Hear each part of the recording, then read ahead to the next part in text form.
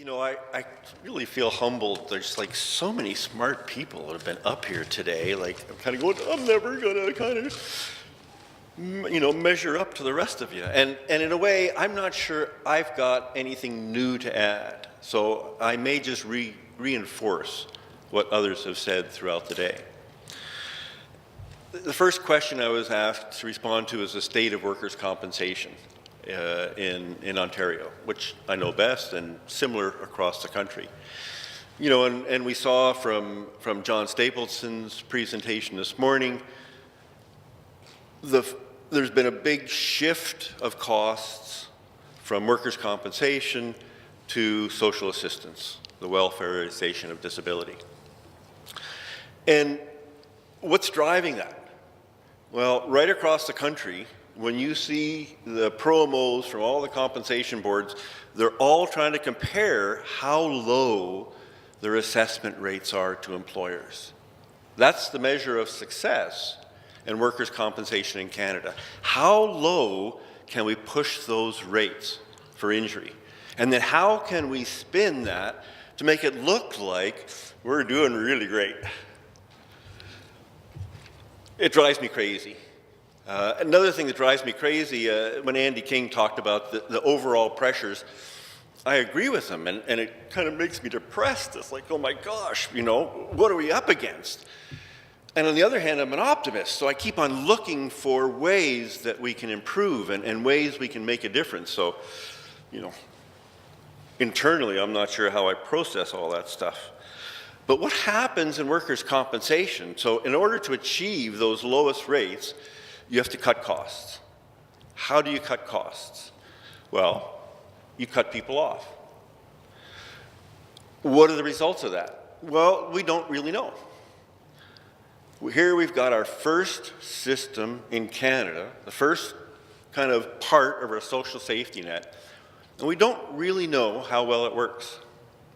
When I first got appointed to the Compensation Board of Directors in 1991, I said, what I would like to see is track what happens to workers with a permanent impairment long term. And then as the new governments come in and each one is right with their new ideology, we can kind of compare. Well, they said, we're doing that. We're working away at it. And in fact, they developed a whole new computer system, the Vocational Rehabilitation Information System, to track those outcomes. But that depended upon the caseworkers to follow up at regular intervals after their file was closed. Well, the caseworkers didn't have time, and it wasn't a priority for their managers. The priority really is closing files. Ellen was involved, along with Joan Eakin, on a number of research projects looking at some of these practices. And they sat with frontline workers at the Compensation Board in Ontario. And they described it as a white-collar factory assembly line. You got these cases coming in. Every day, you got a few more on your desk. If you don't close those other ones, that pile is going to get higher and higher and higher, and your boss is going to come down and say, pick up your socks here, buddy, or you're going to be out of a job. So you have to find ways to close files. And what happens to those people? Do we know? Well, interesting, one of the research studies done here in Toronto, not by us, by folks called Street Health. It's a group of nurses that provide health care to homeless people. A few years ago, they did a study of how can people that are homeless access ODSP. And they just happened to ask a question. Were you hurt at work? 57% of the homeless people have been hurt at work. So when you leave here and walk through the downtown Toronto, every second person you see on the street is an injured worker. That's what happens. And it's really interesting because it's really not the responsibility of workers' compensation. We heard one of the staff yesterday, and this is common across the country, say, well, sure, people were okay until they got hurt. And then, geez, their life seemed to fall apart. But it's not really our fault. What can we do? The research we've done through RACWI documents, the family breakdown and all these social factors that happen, and the 45% of people with a permanent impairment end up with mental health issues. But no one is responsible. It's no one's responsibility. We don't keep track. We don't measure. We do know how every single dollar is spent. And not only we know that, but we know every employer, the workers that they have that go to the compensation board and get money, we can tell that employer exactly how much money to the penny that has been cost that employer. And they'll get statements from the compensation board to say, this is how much your workers have cost you. And it looks like an invoice, it's not. But I know from being an employer, you'll get it and you go, what the hell? That's my reaction. That's how I'm supposed to deal with my workers. And once again, Joan Eakin, one of her research projects was early and safe return to work. And what she talked about was, she coined the phrase, the discourse of abuse. That the system itself drives a wedge between the worker and the employer. And she focused her work in small businesses. And she had a couple of case studies where you've got, she said small business is like a family. And it's really family dynamics. And here you had a construction company with a worker and an employer. They had been together for 16 years. It was almost like a father and son.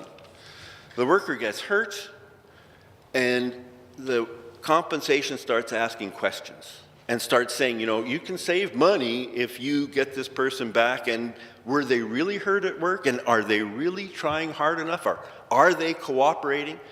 And they're planting all these ideas in the head of the employer, and at the end of the day, the worker and the employer, who were almost like father and son, had that relationship so fractured they didn't trust each other at all.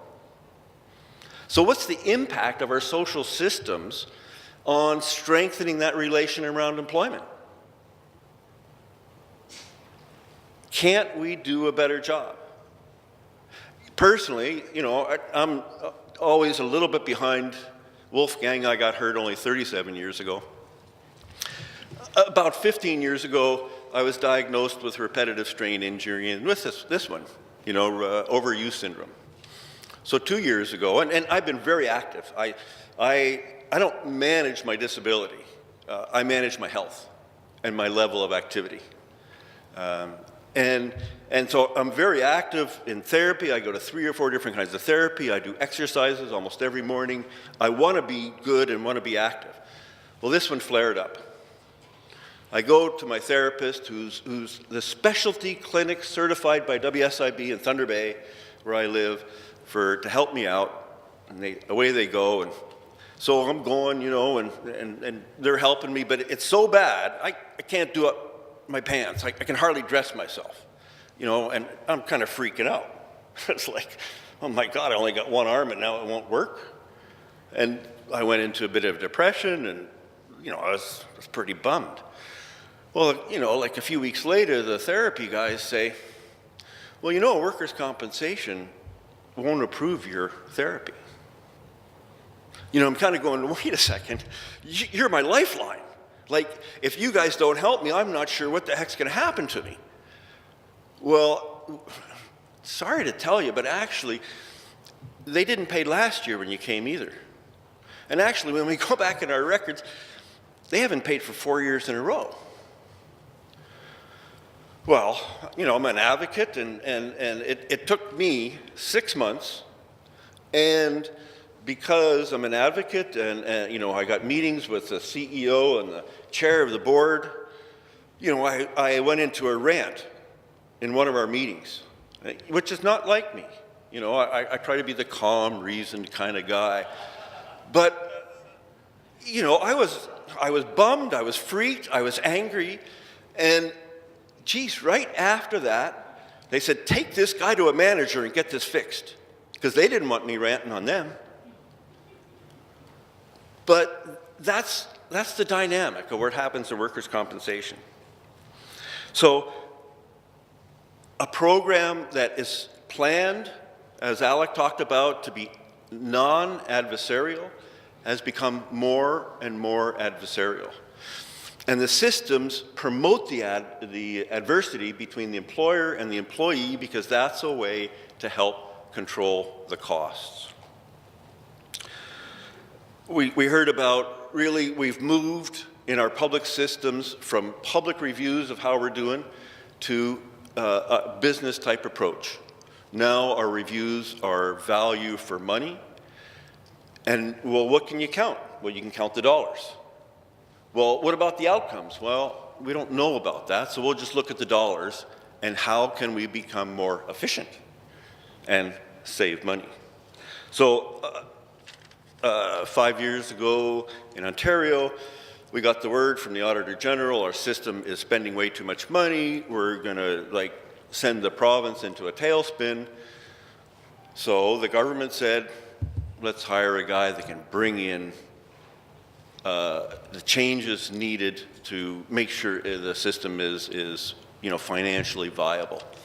And he has successfully changed the organization, so we've seen a 30% reduction in the amount of money going out to workers with disabilities. Oh, John, how come those people we see now going to welfare? Oh, geez. Is that related? I don't know. The opportunities for change, I think, looking at research is, can't we start tracking outcomes? What we see anecdotally, and you can see it in the research, but no one wants to pay attention. Early and safe return to work means you go back to work before you're ready. 45% of those people get re-injured at work. Is that the plan? Well, let's not pay attention to that, okay? Because they're no longer on benefits. So they get hurt again. Well, then they go back to compensation, and compensation says, well, you now have a pre-existing condition. You're not entitled to benefits because you were already hurt before. You kind of go, this can't be true. This is actually what happens. In terms of what creates policy change, a bit of a history buff, my experience is, and when I look at history, I just heard from Michael, the changes in BC were because of families and advocates for the last year and a half have been pushing the government to make the changes he just announced. It's about groups in society pushing our leaders to make the change. That's what happens. And oftentimes it's that human rights model that is driving us to say, we deserve better. And I think the big picture is we're really all in this together. If you look at I don't know how many people have read that book, The Spirit Level. Austerity and the neoliberal agenda have created a greater gap between the rich and poor in our society. Well, the rich are doing fine, but all the rest of us suffer consequences as a result in terms of our health, our education, all kinds of factors.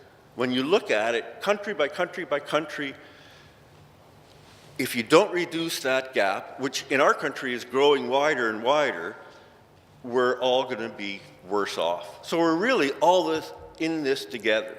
So how can we say it's not my responsibility, it's someone else's, they'll look after it, maybe, or not, that we go, well, actually, it's all our responsibility. So when we talk about policy change, what could we really do? It's not a new website. I'm sorry. It's real live people helping other real live people navigate tough situations. In my case, I'm guessing it's like Wolfgang. We had all the cards stacked against us. For me, I got tremendous support from friends and family, and that is what helped me move forward because of the support I received. And in fact, we've got a little example. I just turned 65 this year. What do I do? How do I get my Canada pension benefits? I got to, I'm once again applying for some kind of government support. A friend says, well, go down to Service Canada. They're really nice. They'll help you. I did that. Had to wait for 5 minutes, and then this friendly guy says, sure, yeah, and he filled out the form for me, asked me the questions. He said, oh, you don't have this information. Go home, bring it back. We'll complete the application, and I'll send it in for you. Just like that. I walked home, a big smile on my face. It can work if we have staff whose job is to actually help people. And in a way, what we've moved to, and Andy talked about this too, is our systems are now designed to follow policy. So what we're going to do is train all our staff to follow policy, not to help people, to make sure that everyone has to follow the same regime. Well, we're not all the same. We need to be able to be treated like individuals, to be able to assess our strengths and weaknesses and see where we need that support. And actually, when you do that, I think you can actually achieve efficiencies. If you actually understand what the person needs and help them meet those needs, you don't have to supply all kinds of extra services. It's funny, after they finally approved my shoulder therapy, they sent an occupational therapist out to my house to do an assessment. I explained what my needs were. I heat my house with wood a lot, and that's part of my issue. I said, what do you think? He said, well, we can't do anything about that. But let's look at your bathroom. Do you need maybe a little squeezy pump that you can put in your shower so that, you can get your soap and it'll be right there, it'll be handy for you? Okay, I guess so. So that's not necessary, right? Like, he's not meeting my needs. He's not listening to me. He's kind of, in whatever his way, is doing his job, and he can get paid, and away he goes. So the last thing I want to say, and it was really the last question was, what's the advantage of bringing together injured workers and people with disabilities within the umbrella of CRWDP? And to me, this is the biggest opportunity, because I believe that social change comes from groups in society working hard to achieve those. And no matter how many of those systems, those 8 or 9 different systems that we're involved in, and we end up in our own silos, when we see, hey, we're in the same boat. It may look like we're different, but really we're facing the same challenges and the same issues. And by working together with other partners in society who are not yet disabled, we, through our political efforts, can be the ones that drive that change. And so the opportunity to work together, and I'll tell you, it has been so great meeting other folks, disability rights activists from across the country. Last night we sat together, and I left and I went, I just feel good being in a group of people like this that are fighting and standing up for their rights, and it makes me stronger and healthier, and I think it makes us all stronger and healthier. And I want to really extend my hand, that only one I got there, to all of you to join us in that struggle. Thank you very much.